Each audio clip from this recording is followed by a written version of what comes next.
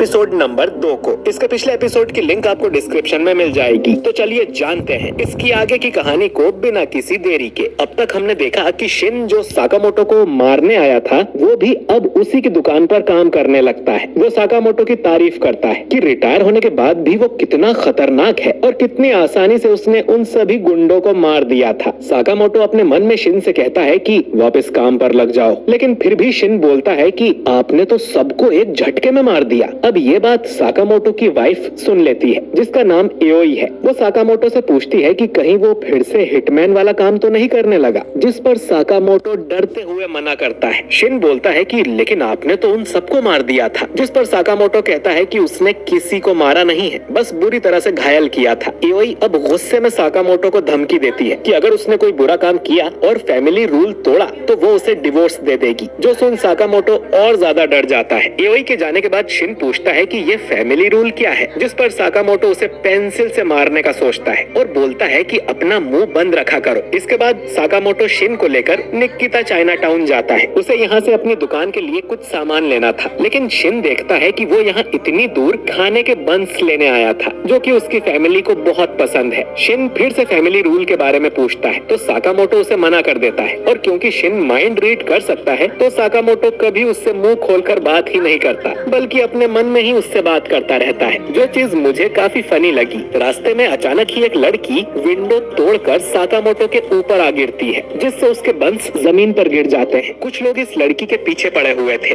जिनसे वो लड़ने को तैयार हो जाती है। इस लड़की का नाम है मिस्ट्री गर्ल लू शाओटेंग। शिन साकामोटो से कहता है कि हमें यहाँ से निकल लेना चाहिए, लेकिन साकामोटो अब भी अपने बंस को लेकर बैठा था जो खराब हो गए हैं। वो गुंडे अब लू पर अटैक करते हैं, लेकिन लू अकेले ही उन सब की पिटाई लगा देती है और शिन देखता है कि वो ताइची मार्शल आर्ट्स यूज कर रही थी। एक टकला आदमी अब लू को पीछे से पकड़ लेता है और बाकी गुंडे उसे चाकू मारने लगते हैं, लेकिन साकामोटो अपने चमचे से उस चाकू को पकड़कर तोड़ देता है और फिर एक मुक्के में उसे सुला देता है। शिन भी उस टकले आदमी के सिर पे ईंट मारकर उसे सुला देता है। एक आदमी के पास गन थी तो उसे लू ही पीट देती है, लेकिन फिर यहाँ और भी ज्यादा गुंडे आ जाते हैं और उन्हें लगता है कि लू अपनी गैंग के साथ है। साकामोटो अब लू को उठाकर भागने लगता है और वो गुंडे उन्हें पकड़ नहीं पाते। वो गुंडे अपने बॉस को जाके बताते हैं कि वो लड़की भाग गई और इस काम में 2 आदमी भी उसकी मदद कर रहे थे। इनका बॉस कहता है कि हमने उस लड़की को ढूंढने के चक्कर में उसकी पूरी क्लैन को मार दिया है और फिर भी तुमने उसे खो दिया। वो आदमी बॉस से माफी मांगता है, लेकिन तभी एक आदमी पीछे से आकर उसकी गर्दन काट देता है और अपने भाई से कहता है कि ये देखो, ये अब भी सांस लेने की कोशिश कर रहा है। इनके नाम है सोनही और बाचो। ये दोनों भाई थे और दोनों ही तबाही थे। बॉस इन दोनों से कहता है कि उस लड़की के पास एक चाबी है जो इन्हें चाहिए। अगर इनके हाथ वो चाबी लग गई तो ये पूरे ब्लैक मार्केट पर राज करेंगे, तो इन्हें किसी भी कीमत पर उस लड़की को ढूंढना ही होगा और इनके रास्ते में कोई भी आए उसे खत्म कर दो। इधर शिन को पता चलता है कि ये लड़की एक माफिया फैमिली की बेटी है और उस फैमिली का नाम लू क्लैन है और वो गुंडे लू के पास जो चाबी है उसके पीछे पड़े हुए हैं। ये चाबी उनकी क्लैन की एक हिडन वॉल्ट की है जो लू को उसके पेरेंट्स ने दी थी। शिन कहता है कि इस चाबी को तुम फेंक क्यों नहीं देती, ये उसकी जान से ज्यादा कीमती है क्या? लू कहती है कि उसके मॉम और डैड इस चाबी को प्रोटेक्ट करने में मारे गए हैं, तो अगर ये चाबी उसने गुंडों को दे दी तो ये ऊपर जाकर अपने पेरेंट्स को क्या मुंह दिखाएगी। लू कहती है कि ये तुम लोगों की प्रॉब्लम नहीं है और वो यहाँ से जाने लगती है। साकामोटो अब लू से पूछता है कि क्या उसे बंस बनाने आते हैं। लू कहती है कि डैड ने उसे सिखाया था। शिन साकामोटो से कहता है कि हमें इस झमेले में नहीं पड़ना चाहिए, ये लड़की उसे ठीक नहीं लग रही। साकामोटो कहता है कि आज की शॉपिंग यहीं कैंसिल करते हैं, हमें इस लड़की को प्रोटेक्ट करना है और अगर ये जिंदा घर पहुंच गए तो लू को इनके लिए बंस बनाने होंगे। लू कुछ बोल पाती उससे पहले ही बाचो वहां आके साकामोटो के मुंह पर जोर से लात मारता है, जिससे वो एक बिल्डिंग के अंदर जा गिरता है। ये लोग बातें कर रहे थे और इतनी देर में ही ये दोनों गुंडे यहाँ आ गए। लू शिन को बताती है कि ये दोनों जुड़वा भाई है और हिटमैन है। ये बहुत ज्यादा पैसे चार्ज करते हैं, लेकिन कभी अपने टारगेट को जिंदा नहीं छोड़ते। ये सीरियल किलर्स हैं जिन्हें लोगों को मारने में मजा आता है। ये लोग सनकी हैं और अपने विक्टिम्स का सिर काट के उनका स्केच बनाना इनकी हॉबी है। बाचो ये सुनकर बोलता है कि हम तो फेमस हो गए, जिस पर सोन ही कहता है कि हम हिटमैन हैं, लोगों को हमारे बारे में ज्यादा पता नहीं होना चाहिए। शिन तभी सोन ही को मारने आता है, लेकिन सोन ही उसका हाथ पकड़ लेता है और पूछता है कि तुम गुस्सा हो क्या कि हमने तुम्हारे दोस्त को मार डाला। शिन अब कहता है कि तुम्हें लगता है कि वो मर गया, तुम कितने बुद्धू हो, कोई नौसिखिया हिटमैन ही होगा जिसे साकामोटो के बारे में नहीं पता है। बाचो अब लू के पीछे जाता है और उसे मारने मारने की कोशिश करता है, लेकिन साकामोटो यहाँ आकर एक मुक्के में उसे सुला देता है, जिससे उनके नीचे की छत टूट जाती है। सोन ही साकामोटो से पूछता है कि तुम कौन हो,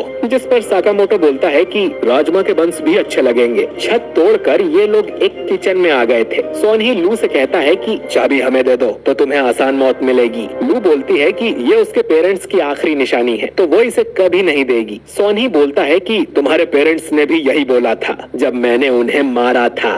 ये सुन लू गुस्से में इन पर अटैक करने जाती है, लेकिन साकामोटो उसे खींचकर पीछे कर देता है। शिन लू को समझाता है कि उसे गुस्से में फैसले नहीं लेने चाहिए। लू कहती है कि उस वॉल्ट में उसके परिवार का सब कुछ है, जिसके लिए इन कमीनों ने उसके पेरेंट्स को मार दिया था। सोन ही अब लू पर एक कुनाई फेंक कर मारता है, लेकिन साकामोटो उसे पकड़ लेता है। सोन ही साकामोटो से कहता है कि हमारे काम में टांग मत अड़ाओ। वहीं लू को समझ नहीं आता कि उसे बचाने के लिए साकामोटो अपनी जान जोखिम में क्यों डाल रहा है। इसके बाद हम एक फ्लैशबैक देखते हैं, जिसमें साकामोटो एओई के लिए गिफ्ट लेकर जाता है, लेकिन उसके चेहरे पर खून लगा हुआ था। एओई समझ जाती है कि वो किसी का खून करके आ रहा है और उसे यह खून की कमाई वाला गिफ्ट भी नहीं चाहिए। एओई कहती है कि अगर वो अपने बुरे काम नहीं छोड़ सकता तो वो दोनों साथ भी नहीं रह सकते। इतना कह के एओई छत से नीचे कूद जाती है। साकामोटो भी कूदकर उसे पकड़ लेता है और दोनों नीचे बर्फ पे जाके गिरते हैं, जिससे उन्हें चोट नहीं आती। एओई कहती है कि अगर मैं मर जाती तो तुम मुझे मिस करते, इसीलिए तुम भी कूद पड़े। इस फीलिंग को ही प्यार कहते हैं। एओई अब साकामोटो से प्रॉमिस लेती है कि अब से वो किसी को नहीं मारेगा, यही उनका रूल होगा। और अब तक उसने जितने भी पाप किए हैं उनकी भरपाई करने के लिए वो अपनी पूरी जिंदगी लोगों की जान बचाएगा। शिन भी साकामोटो के माइंड में ये फ्लैशबैक देख लेता है और समझ जाता है कि उनका फैमिली रूल यही था कि वो किसी को जान से नहीं मार सकता। वो दोनों भाई अब साकामोटो पर हमला कर देते हैं और साकामोटो उनसे करछी और चम्मच से ही लड़ने लगता है और ये दोनों उसका बाल भी बांका नहीं कर पाते। वो दोनों अब अपनी कास्ट आयरन टेक्निक से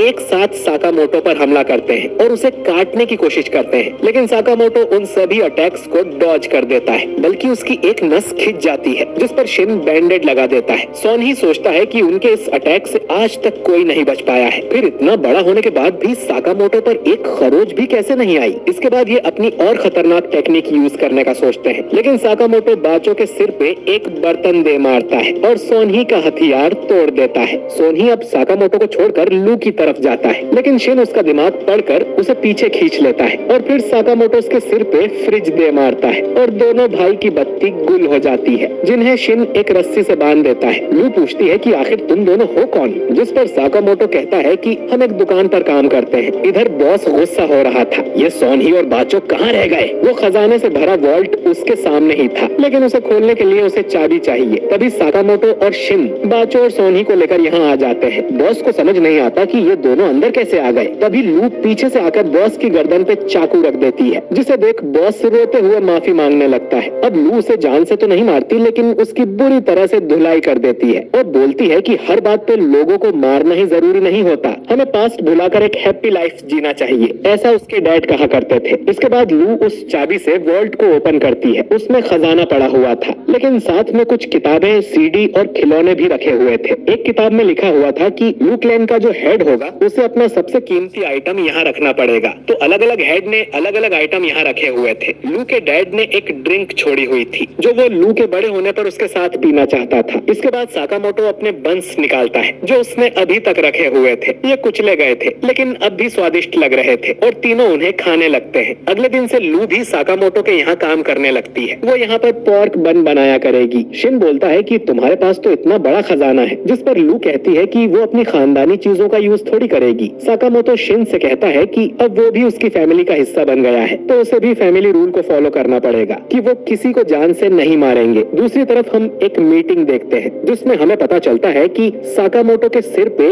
इनाम रखा हुआ है। जो भी उसको मारेगा उसे पूरे 1 बिलियन येन का इनाम मिलेगा। और ये एपिसोड यहीं पर खत्म हो जाता है।